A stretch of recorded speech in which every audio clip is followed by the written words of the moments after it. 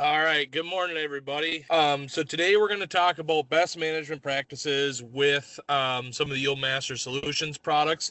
So not really focusing on too much on what they are and what they do, just kind of the best scenarios to place them in, handling, application, those kind of things.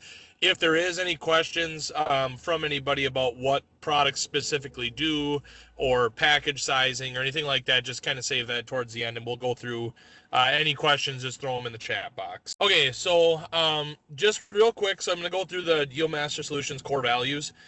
So the main four here is integrity, proven solutions, innovative, and ROI commitment. So that integrity piece, so the big thing is we want to be trusted advisors. Part of that process we're going to go through today of talking about how to get the best out of these products. And in that regard, I guess we're getting proven solutions when we use them in the right way. Our products, we test them, they work, they're rigorously tested. But if we've got the integrity side of it figured out, the ROI and the innovative, obviously these products, a lot of them are pretty new to the marketplace, pretty, nothing that's been around for 20, 30 years. But the ROI commitment, if we have the integrity and we've got the right product with the call it the proven solution side, the ROI commitment will follow. We will get a return on investment with using that product. So, and this is something we put at the forefront every single day. So, here's just a real quick snapshot of our proof of concept trials. But this is that integrity piece. So we make sure when we bring these products forward, number one, we test them and the product's got to work. And does it enhance the grow ROI? We've had some products we've tested before that, they show a positive response. Everything seems good. When it gets down to the kind of the nitty gritty part of it and we start running numbers, it doesn't show that the product's going to work for the customer or work at the end of the day to make anybody money. So it's those get tabled or retested. There's those kind of things. But we're not going to bring out a product that doesn't make the end user a good return on investment. It doesn't do anybody justice to bring something out just to sell product, to only have it work or break even every time. So that's not something that we're looking for. So this is just kind of a map that shows where we've tested these products. I know Mr. Wrestler, I don't know if he's on here, but we've got stuff in Nevada. I know for sure. I know we've got stuff going to Florida. So we're actually going to add a few dots to here. I don't think we're going to do a lot of testing in Arizona, but you never know. Okay, so here's kind of the overall kind of scheme of what we're going to cover today. The biggest thing is a lot of our products have flexibility on how they can be applied or how we want them applied. Starting off as seed coat, we have planter box options, in furrow, and foliar. Now, some of the products have all of these as an application, and some of them only have one or two. And we'll kind of dive into that today. But that's the thing, is we're really not afraid to look at, we're not just a planter box only company. We're not just an in furrow or a foliar only company selling liquid products. We have a whole portfolio to kind of fill out a lineup, so we have an application method of a product that's going to work for just about anybody. So okay, so going forward with our kind of the best practices here. So I'm going to start with seed treatments. This would be anything that gets treated through a seed treater, not planter box. That's coming up here. So this would be like our products like SoyFX, TS601 seed coat, products like that. So the biggest thing is always apply in a separate tank or inoculant tank. So like on most treaters, there's 2 tanks, sometimes 3 or 4, depending on the model of treater you have. I know a lot of, on the Legend dealer side, a lot of guys have USCs. Some guys have KSIs, just really a preference of whatever you got. But we always want that bacteria going in where we also put live bacteria. So all of our products play just fine with rhizobia or inoculants. So we highly, highly suggest that you put it in through with the inoculant, or you mix it with water, or to get the coverage, or you just dump the straight goods product, depending on which product we're talking about, and put it through that inoculant tank. You can mix these with like an F&I seed treatment or like a Cruiser Max, like our YP Pro. It could theoretically go in through that tank. It's just the mixing and the kind of the viscosity of a lot of those products are different unless you have very good agitation. I just don't recommend putting it that way. If you only have one tank on your treater and you only have one option, if you have good agitation, it does work, but I highly, highly suggest we put it into that other tank. So the other thing here, only mix the formulation of whatever you're going to plan to treat that day or within 24 hours. So if you crack a jug of Soy FX, ideally we want to try to use that up within 24 hours. Or get it treated on the seed.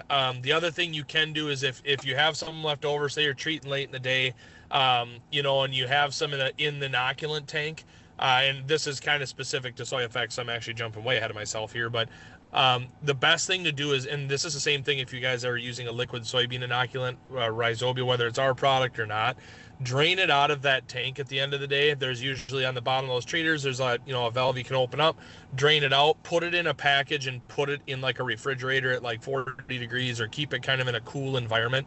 That will help that bacteria, give you a better chance that you're gonna, if you get caught in a tight spot, have a breakdown, those kind of things, just keep it in that cooler environment. Definitely don't freeze it, but keep it in that cool environment, and that'll keep that bacteria a little more high CFU count. So the other thing, so avoid using graphite on treated seed. So, and I'm talking straight graphite, the little John Deere, little kind of squirter jugs, I call it.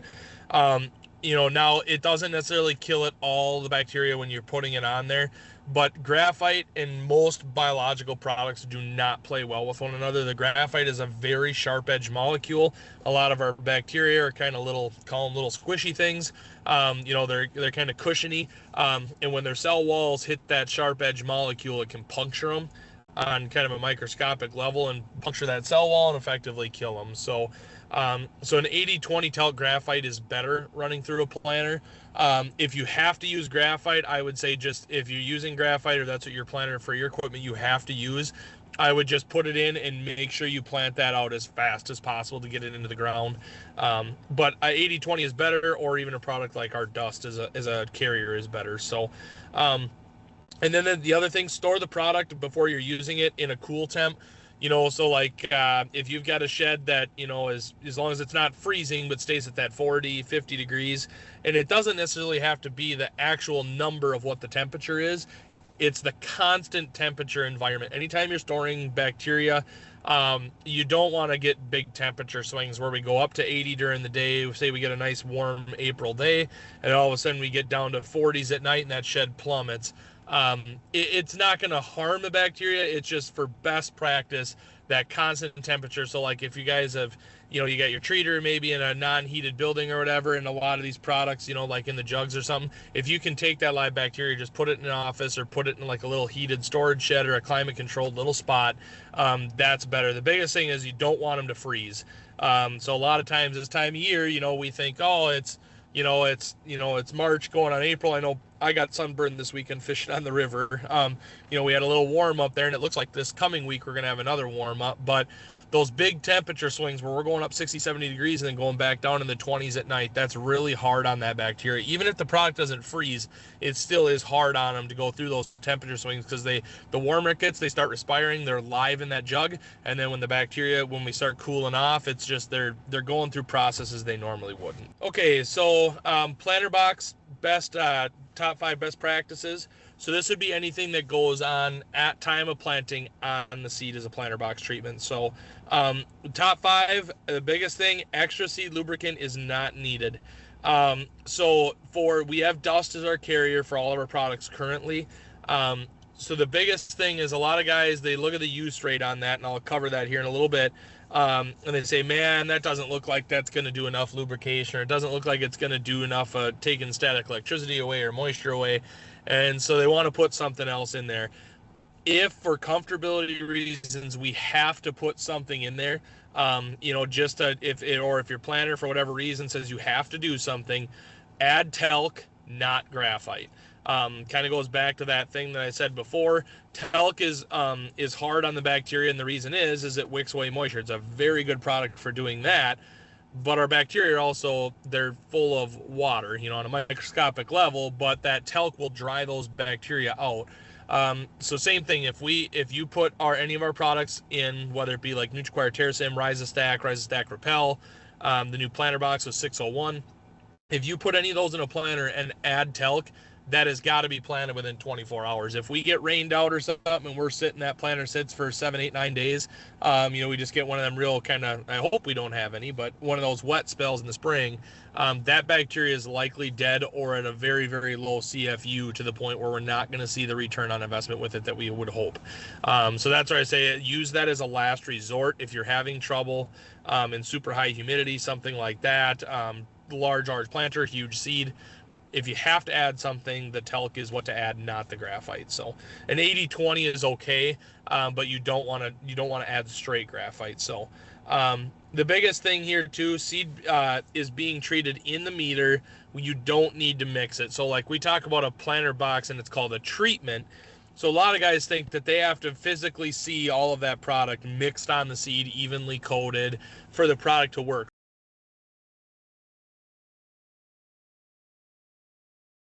And so what happens is that meter essentially gets through static electricity with the product. And then as it's turning around and around and around and around, every time a seed hits that, either your fingers or it's going in and hits that seed disc, it's working through static electricity to cover that seed. And I have a really good graphic here on the next slide that I'll cover. But you don't have to sit and, put the 1/2 ounce per unit. So if you got a row unit that fills, a box planter that has 2 units per box, you don't have to sit with a stick and completely stir it up and think, for 10 minutes a box and try to get it all around. No, it's not a bad idea if you're putting it in, have a stick and stir it, once or twice around, just a little, quick little once over, but you don't got to sit there and stir and stir and stir. All of that application is done in the meter. So the other thing is over application of any of these products is not recommended. So like, guys will say, well, I don't think a 1/2 ounce is enough. I'm going to, I'm going to do an ounce, and I call it the moron theory. Not calling anybody dumb or anything like, but it's the more on, I'm going to put more on. That's not the answer with our planter boxes. Number one, it becomes very cost prohibitive. You're just essentially over treating seed with more biological product that actually is not going to give you more of a return if you turn the rate up. And then you also could run into issues of with the dust product. If you get too much dust on, it can actually start to be a problem. So it's a very effective at what it does at the use rate that it's at. But it's just like anything, and even with talc and graphite, if you put too much of that stuff on, eventually you're going to run into issues. So we highly recommend using the labeled rate of a 1/2 ounce per treated or per unit of seed. So so the other thing, avoid keeping the package in high heat spaces. So like if we're planting, and we're going to put that box of whatever we bought, or the package, throw it in the tractor cab, throw it in the pickup that, we're using with the seed tender, whatever that is, you really got to just make sure that, throughout the day that it's either in the air conditioned tractor cab or whatever. Even like one thing, I've seen this before. I've pulled up to deliver seed or check guys' planters or anything like that. Underneath a tonneau cover truck is the worst place for a bacteria. A lot of guys are like, oh, I'll just throw it in my truck, it'll be good. Underneath the tonneau cover gets about 150 degrees. And so that's, with that being, a lot of them are black, and then, you're in a confined space there, it gets very, very hot in there, and that's detrimental to bacteria. So just make sure that you either keep it in the tractor cab, and then say if we get rained out, or whatever, and you've got it in there, just make sure at the end of the day, grab it, put it in your pickup, take it home with you, so it's not sitting out in the field for 2 or 3 days. If you just leave equipment there, just make sure we get that bacteria back out of that situation. So the other thing is you can treat the products too through any method. It doesn't have to be just sprinkled over the top. So a lot of seed tenders have like dry applicators for like peat inoculants and talc and graphite already. You can apply these products in that same method. We've had guys that put it over the top of a box of corn, sprinkle it all over the top, and then they move it box to box to box a couple times. That way it's all mixed in, and then load and go. And then you can obviously, just like I said, dump it over the top, put it in that center fill, those kind of things. So most of our products have 180 days on the seed. So once they're treated, and that's the beauty of it, if you get rained out or we have a planter malfunction, tractor breakdown, whatever it might be, those bacteria that you've invested in are good for 180 days. And that's why we've chosen so far to use the dust product, is because of that longevity on seed. With some of the competitors that are out there, you've only got 5, 6, 7 days, and then that bacteria is dead. So because they're using a talc graphite replacement, or a true talc graphite as their lubrication agent. So, but yeah, so that's kind of everything on planter box. Here's that picture. So the coverage on the seed. So it works through static electricity. So what happens is when the seed gets close to that bacteria, it gets like, and there's, you can see videos of it on YouTube. They've got them, but you get that seed close enough to that bacteria, it kind of goes with that meter going around, creates static electricity, and that product will actually adhere right to that seed, and those bacteria will evenly distribute around, even though you can't physically see it. It's there. So because the bacteria are, they work through, they're a negative charge, so that's how that works. Versus on the left side, there would be like your traditional, you put it in and mix it around with a stick and, you know, kind of run and go. So we get about 10x higher bacteria load with it going and treating through the meter, versus if we were to try all mix it up in the seed that way. Okay, jump into Infurrow here. So this is going to be for a lot of our products. So NutriQuire would be the big one. I know we can run emphasis Infurrow. We've pushed a lot of guys to go with the foliar version of that. But any of our products that we're running Infurrow, the biggest thing is check your orifice size to ensure proper rates are being applied. And what I mean by that is specifically with the emphasis product, or if we're using Invita still, any of those products where we recommend that you're buffering that product with water. You know, with a, you know, so we have the package and you buffer it with 100 gallons of water. So, and then you spread, or you turn your rate up 2.5 gallons to accommodate for that mixture. A lot of times guys forget that if we're running 5 gallons of 1034O or 624-6, or you name your starter, now we're going to run 7.5, and then we forget that, and then we're not running the right rate. So that's the biggest thing, is if you plan to use any product and mix it with water, which NutriQuire wouldn't, you know, necessarily have to do that with. I wouldn't recommend it, but the emphasis would be the big one. But just make sure you check that orifice size, that you got the right thing for what you need. So, and then that second bullet point, make sure you are buffering with the correct amount of water. A lot of guys with the GD bacteria products, or emphasis and Invita, you don't want to just mix those with a tiny little bit of water and then dump that into your starter. You do want to buffer those, especially when running like 1034O or high salt content fertilizers. Now NutriQuire, you don't have to do that too, but the emphasis and the Invita would be the ones that you'd want to watch. So we recommend 100 gallons of water, or technically it'd be it'd be 100 gallons of water, and then you dump that package in of the emphasis dry. You would dump that in, and that 100 gallons would do 40 acres. So do the math, it would be 2.5 gallons of that product per acre, and then you just add that 100 gallons to your starter mix that you've already got loaded up, and then just make sure you have the right orifice size. So once it's mixed up, try to, in starter fertilizer, try to apply that within 12 to 24 hours. 12 is better. I realize guys get rained out, little things, breakdowns. 24 hours, after about 24 hours, if it's in furrow, that emphasis product, there's a good chance that there's not the bacteria there that we need, and that's why we've pushed so many guys to go foliar with it, is just the flexibility, the ease of use. And if it's in a water solution, so if we have it like in a nurse tank on a trailer, on a truck bed, something like that, you can pre-mix your emphasis product, and it's good in that water for 7 days, as long as you keep it, you know, during the day, if it's out, whatever. But say you get rained out, just back that trailer, back that pickup, whatever you've got, into the shed, keep it out of UV radiation. You've got 7 days in that nurse tank. So the other thing, jar test for compatibility. Pretty much everything. Currently, the only thing that I know that you may run into a little bit of issue with is putting NutriQuire with high rates of bifenthrin. It doesn't really do any, there's no sludging or anything like that. It just changes or alters the kind of the mix, if you will. But we really haven't had any issues.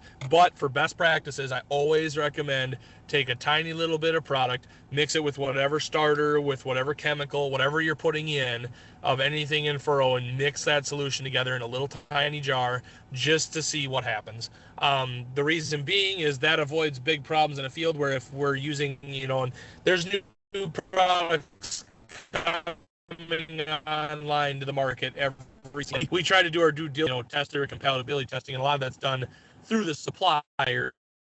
But they can't check everything every single day, because there's just, you know, you say like a liquid starter, there could be 500 liquid starters out there. Maybe they've tested it on 300 of them, but it just gets to be a lot. But just always do a jar test. It avoids the issue of having a planter sludge up. The customer, or you guys yourselves, if you're, you know, using it, it avoids you guys being broke down or having filters plugged, those kind of things.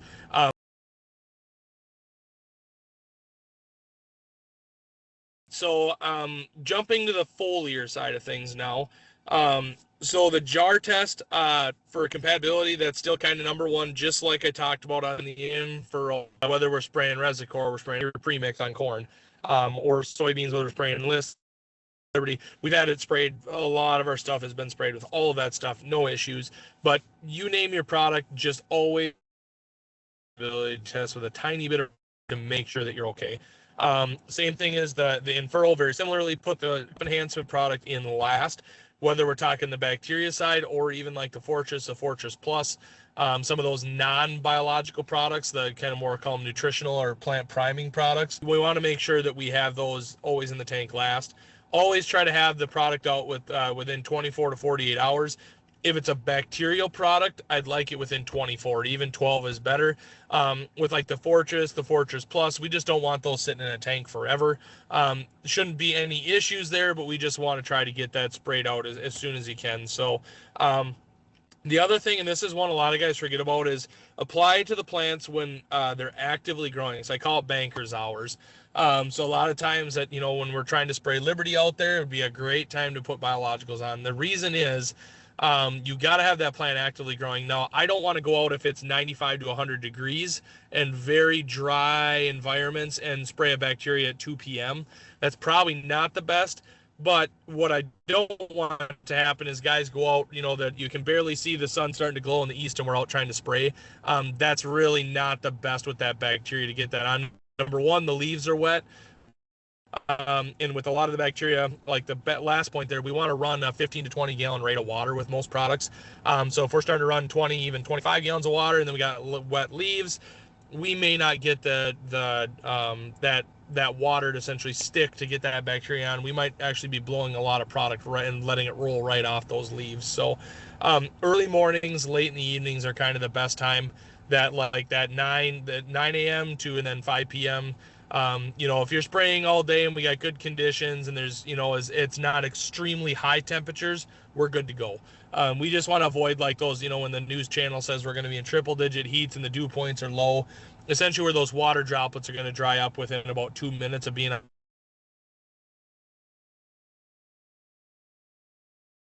Volume of water is better. With most of our products at 15 to 20 gallons. I realize some guys are going to grumble and go, I only want to run 10. They'll work at 10 for the most part, but for best practice and best use to get the most bacteria into those leaves, we need to be running a minimum of 15 with our products. Foliar, 20 is better, 25 is awesome. It's kind of the same thing with Liberty. I always tell guys, if you're not going to spray an absolute minimum of 15, and it really should be 20 when we're spraying glufosinate or Liberty out there, I don't want you to use glufosinate.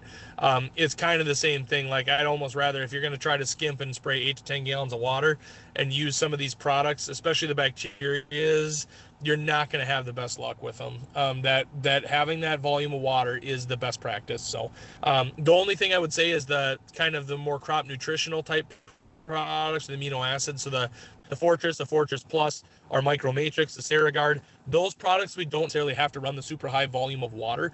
You can get away with that lower rate, but anything bacterial based, so like Emphasis, not necessarily Nutricore, but Emphasis, like even if we're using 601 as a foliar, Soy FX, any of those, we got to make sure we have that high volume of water. Okay, so I'm going to dive into just real quick. I'm not going to cover all these products and what they do and whatever, but I'm just going to give you a couple, like 1 or 2 tidbits on each one for like things that are kind of the main drivers onto really what makes these products work. So, but these are kind of our full season crop care. So we have 3 kind of buckets we put things into. So we have our priming products, our nourishing products, and our enhancing products. So the priming are more of our stress mitigators, help with environmental pressures, get the plant prepped for when things don't go right, essentially. Then we have our nourishing products.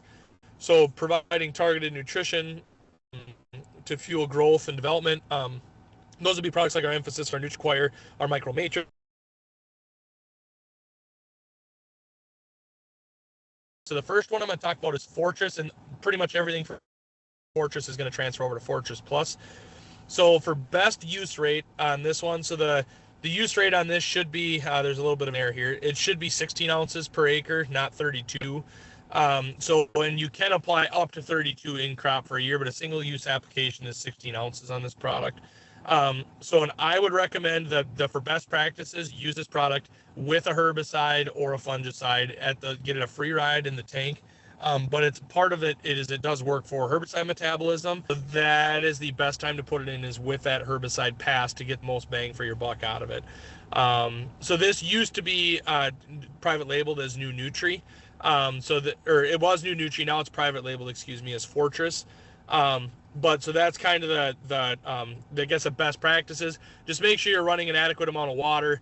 You can run down at 10 gallons of water, but I would recommend the higher volume just to get coverage. And then Fortress Plus, kind of the same thing.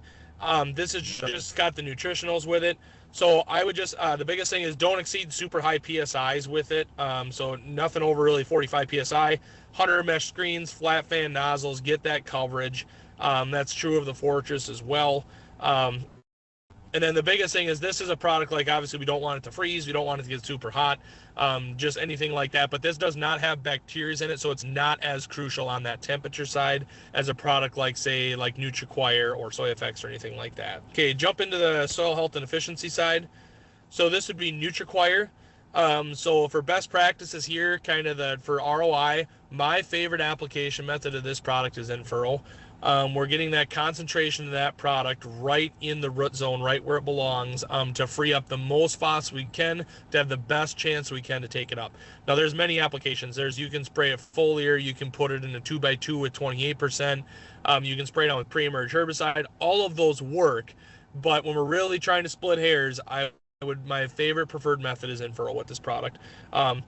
Same kind of thing. Don't try to be spraying it on if we're spraying with high pressure, 100 mesh screen, flat fan nozzles. I'm going to sound like a broken record. That's kind of our general recommendation for a lot of our products. Like, you shove those bacteria through those screens, and it can actually, especially if you have too small of a screen, you can actually shred those bacteria up.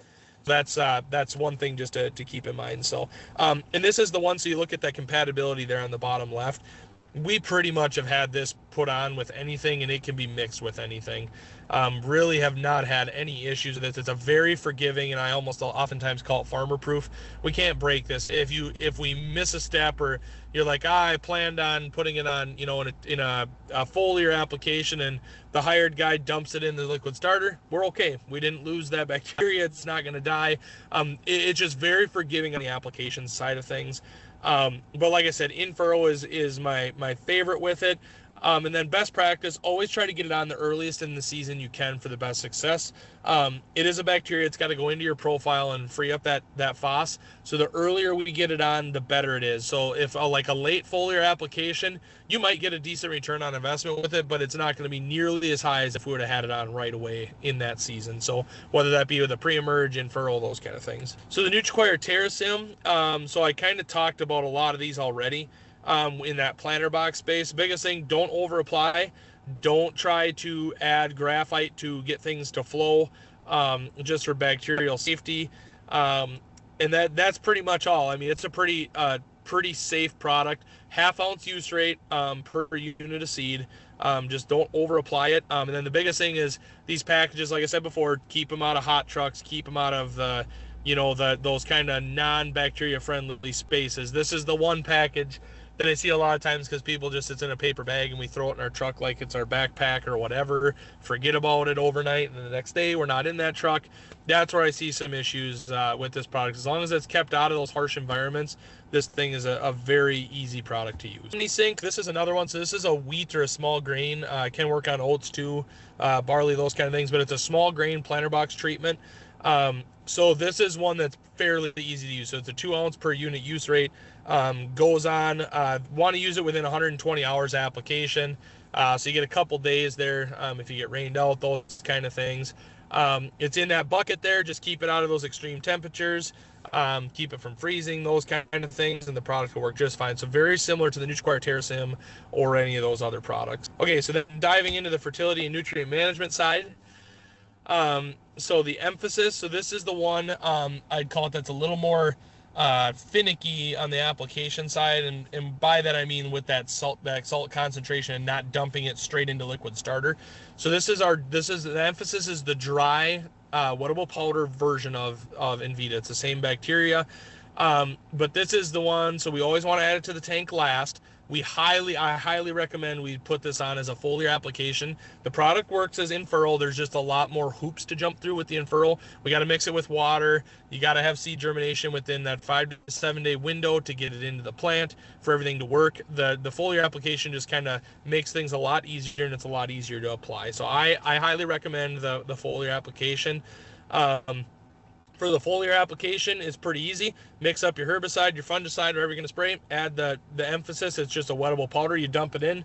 It disappears in about 2 seconds in the water, especially if you got good agitation, and away you go. So really no issues. The other nice thing, so this one does, a lot of our products have a 2-year shelf life. So this one, if you don't use it all, or if you have a half-open package, make sure it's just sealed up. Keep it in a constant temperature, like a basement.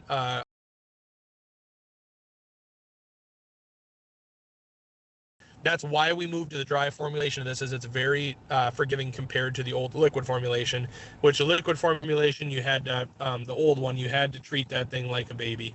Couldn't have it over 90 degrees, had to make sure it didn't freeze, those kind of things. The dry powder is a lot, the wettable powder is a lot easier. Soy FX. So this is mainly sold as a seed coat today. That's how I'm going to kind of cover it here. So for best practices, if you think back to that seed coat or the seed treatment side of things, this is one that when we crack that jug, we want to use it within 24 hours to get the best use out of it. So once you open it up, dump it in the inoculant tank. If you have a treater malfunction, breakdown, something like that, whatever reason, just drain that tank at the end of the night. Whatever package you drain it into, put it in a fridge so it's in a constant temperature, and use it as soon as you can the next day if we have an issue. Biggest thing here is don't add, like, the one thing I would say with Soy FX is don't add 2 to 3 ounces of water if you're only putting Soy FX on to think you're getting the coverage. The product is very good through a treater. I've personally treated a lot of units.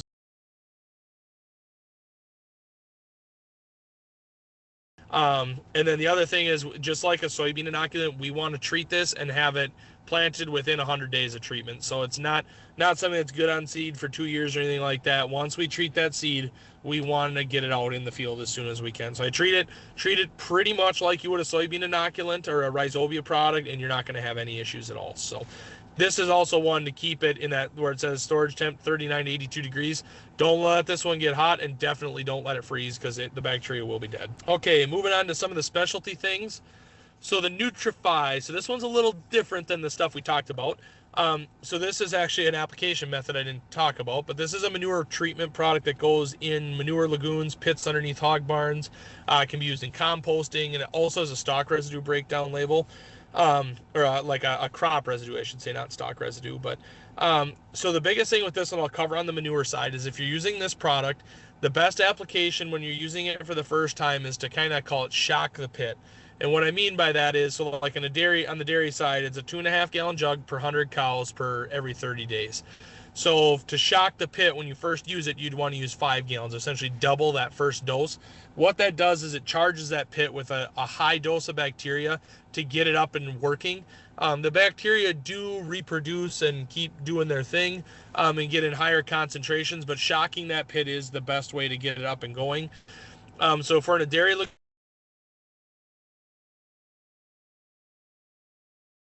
draining them depending on where we're at, here with the nice weather we're getting. But so you drain it in that March, April time frame. As soon as you get 30 days of manure in there, you start treating. So you apply May, June, July, August, and even September, depending on the area. But once you, about 30 to 60 days before you're going to drain that pit, you stop treating it. About 9, and it can be out to 90 days, but at some point you don't need to keep adding bacteria till the day you drain the pit. You're just kind of throwing money out the window at that point, because that bacteria concentration is so high. So putting it on in a dairy lagoon, I'd put it in right before the pump goes out of the barn into the pit. You want to try to get it in the bottom of that pit if you can, and that biological action of those carbon digesters breaking down the crust kind of makes heat, if you will, then that heat rises to the top, and that's what starts that nutrient cycling, or the pit to start mixing up, and that process of kind of that agitation. It's a slow agitation, but that's what starts that process. If you just go out to the side of a pit and dump a jug in one spot, you're probably not going to have the best luck with this product. That's where for the best use, if you have a slat barn under a dairy barn, if you've got a pit underneath the barn, just walk along and just kind of drizzle it as you go along the gutter. That's a good method to do it, or like steer barns, those kind of things. Hog operations, kind of the same thing. And then the compost side, we don't have too many guys composting, but if you do, you spray that over the top with a sprayer application equipment. And then as you're turning that compost over. For the stock residue breakdown and the crop residue breakdown, so this goes on in a 32-ounce use rate on that side of it. You can see the application methods there in that little chart on the bottom, depending on what your operation is for animals, for the manure side. But for the stock breakdown side, 32 ounces. High volumes of water is better, but it's not needed. We've had guys, I've had questions on, can I put this on with a drone because my sprayer is sitting in the shed and it's got RV antifreeze in it and I'm not touching it in October. Completely understand. You can spray it on with low volumes of water at that 3-4 gallons. It's just the bacteria is very concentrated. The thing is, it's just you want to try to get a rain after that or something to spread that bacteria around.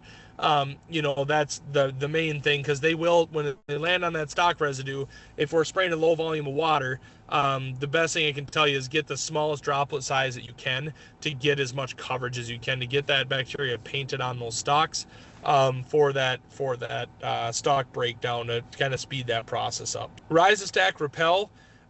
Pretty much this is going to be the same kind of thing as the NutriQuire Terracin that I talked about with on the treatment side. Even our standalone as Rise Stack would be the same, because all those products fit in the same thing. I will say, so this is a corn rootworm bioinsecticide, and it works as a biosuppressant. So the one thing I will say for best management practices is, if we're going to use this product, we cannot use it, or I would say abuse it in its situation. So if we're in a heavy corn rootworm environment and we've been using traits and having trait, call it failures, or we're putting, the rootworm putting a lot of pressure and a lot of feeding on those roots, this product cannot be used as a standalone product to go on like a Power Core or a Double Pro or a conventional. Skip those traits and be used as a standalone. Now, in conjunction with a liquid or a dry insecticide with this product in those situations, you'd have a lot better shot. I highly recommend, though, in those high pressure situations, that we use this in conjunction with the traits. Oftentimes we forget that a lot of our traded corn has 5% refuge. Well, that refuge doesn't have protection, and that's where this product really works the best, is helping raise that average up. And then also, if we have super high pressure rootworm, they all have to feed no matter what to get a trait to work. Versus if I can eliminate 70% of them in that high pressure environment, now I turn my high pressure into a moderate pressure, and I allow that trait to work a lot better and have a lot less feeding. So that's kind of my little plug for the Repel, is just in a moderate to low rootworm environment, it's a solid product, but it's not a miracle product. It's not we can't go into north central Iowa where 100 years corn on corn, I've been using every trait under the sun, and then decide to skip all traits and go to this. You're still going to have rootworm feeding, because it doesn't completely eliminate all feeding. It's about a 60 to 70% reduction. And then TS601, so this is the biofungicide. So we have a couple different methods on this. So the 601 is a seed coat. So that's the first method, or how we brought it out. So when you treat that, so it's 0.25 ounces per 100 units or 100 pounds of seed, or 0.125 per ballpark unit. So a lot, depending on what your seed size is, those kind of things. So the 601 is a dry powder that gets mixed with water.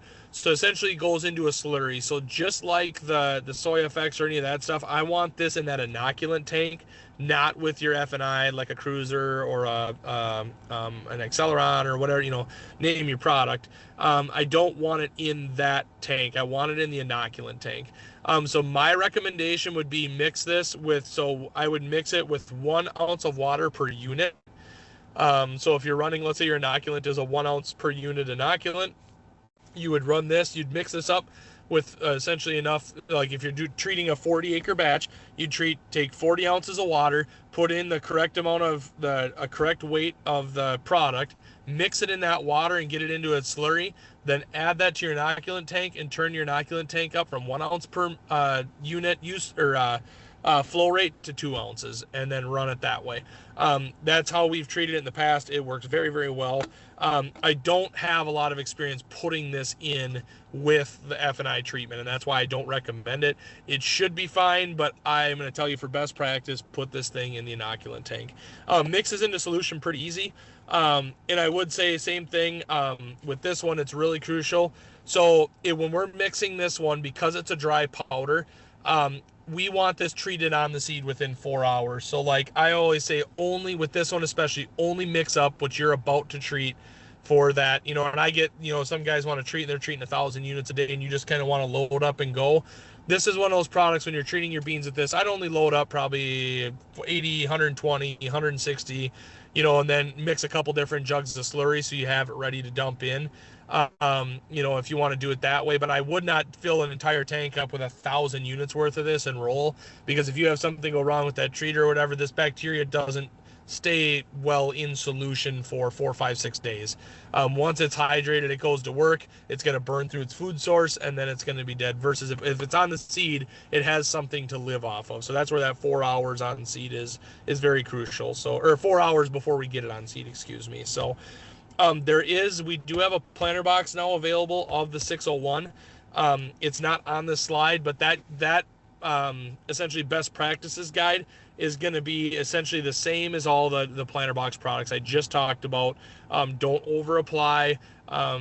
Keep them in constant temperatures. Avoid hot temperatures.